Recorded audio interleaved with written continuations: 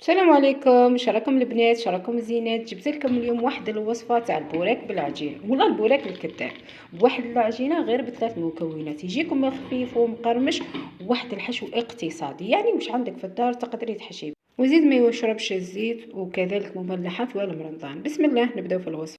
قطعت بصل، طماطيش، اللحم كان بالشوربه، معدنوس وزيتون، وجبت ملح، فلفل الكحل، كركم، كزبر، راس الحانوت وتوابل الشاورما.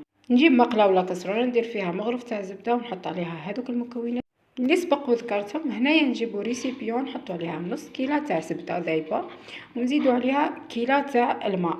الوصفه الاصليه هي بالحليب ماشي بالماء، انا درتها بالماء. اللي تحب دير بالحليب دير. نزيد عليها الملح، نزيد عليها هنايا توابل الشاورما، نزيد عليها الكركم، ونزيد شويه فلفل الكحل.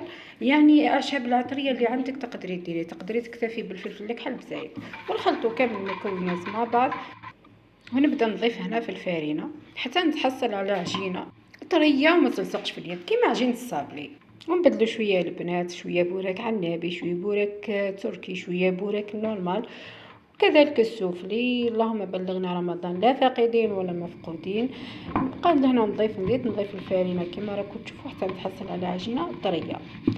هذه الوصفات اللي كنت ذكرتهم تلقاهم في قناتي اذا حبيتوا يعني الوصفات. واذا عجبك محتوى قناتي ما تنسايش تشتركي في قناتي وديري لي جيم كيما نزيد. العجينه تاعي تحتاج يعني ترتاح. هنا نقسمها على زوج، والحشو راهو لازم يكون بارد البنات. والحله هنا فوق ورق الزبده غير بالقنوط تتحل بالخف يا البنات، خفيفه وسهله. شوفوا كيما تخدموها تخدم. ملاحظه هنا البنات، هذه الطريقه راهي خاطئه، شوفوا لي هذه خاطئه. عليكم الطريقه الصحيحه. تحطي الحشو تاعك بالطريقه هذه، شوفوا البنات بهذه الطريقه، ومن بعد تحطي تنقسمي هكا العجينه تاعك وتجيبي جناب تحطيهم على بعض وترولي تديريه على شكل سيجار. هاليكم الحبه الثانيه. شافوا لازم كل ما تكون العجينه تاعك رقيقه كل ما تكون الحبه تاعك مقرمشه اكثر واكثر، وكذلك يطيب لك الحبه تاعك تجيك شابه وباهيه، وكي تقليها ما تجيكش عجين. هاوليكم الشكل النهائي تاع الحبه تاعنا.